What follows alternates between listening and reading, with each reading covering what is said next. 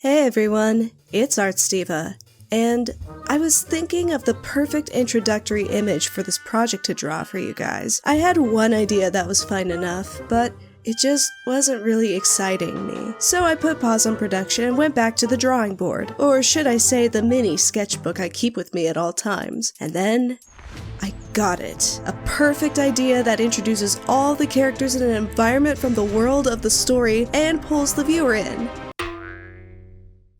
Can't see the vision? How about now? Some of the greatest stories and visuals come from loose sketches like that. That's how Avatar was born. So take this as a reminder to keep sketching and trust the process and growth of your creations. Now let's talk and draw our way through this piece.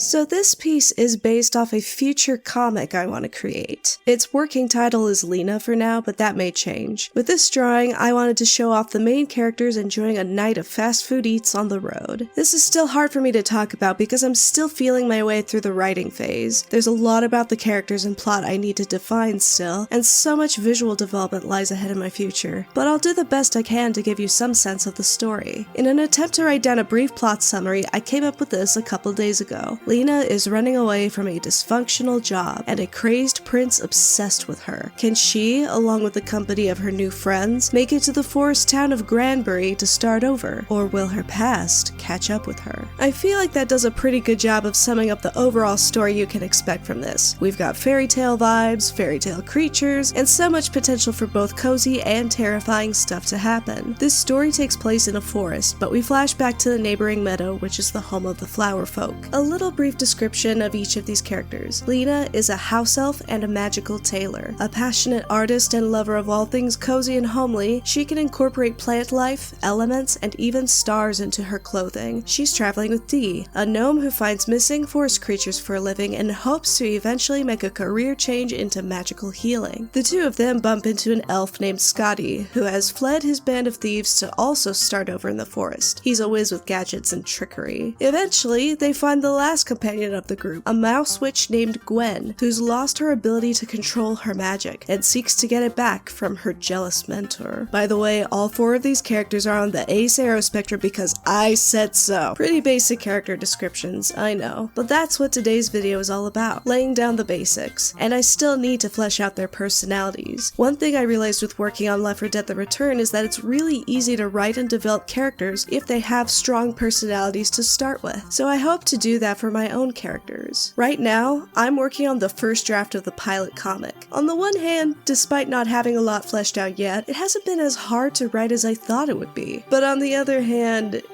it's rough.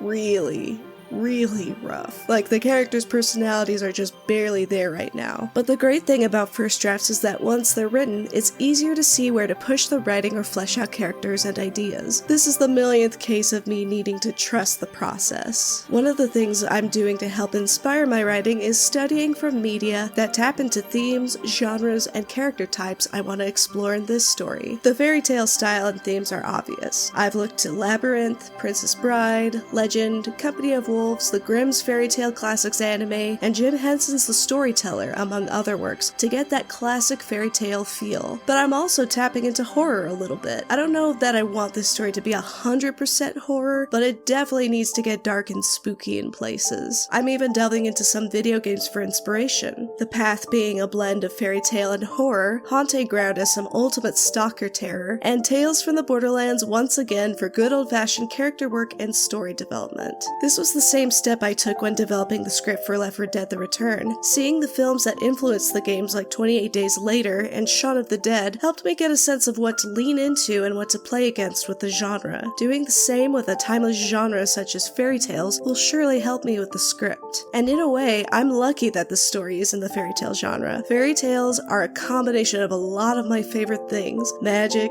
horror, friendship, curses, hope, yeah, you get the idea. Fairy tale fantasy is where I'm most at home, creatively speaking. It's about damn time I gave myself a story in my comfort zone. One important thing I want to do before making this comic is make comics. Many comic artists suggest to never make your big idea the first one you develop. And while a part of me would like to play rebel and do it anyway, it's been ages since I've made comics regularly.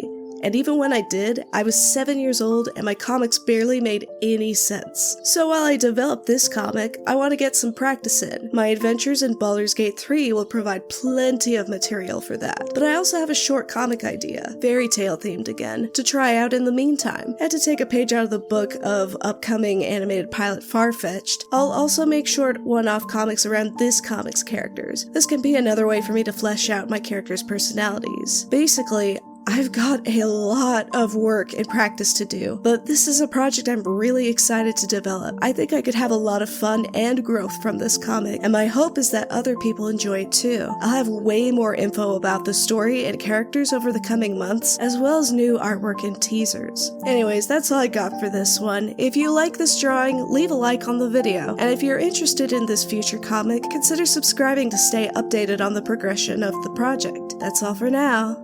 Arts Diva over and out.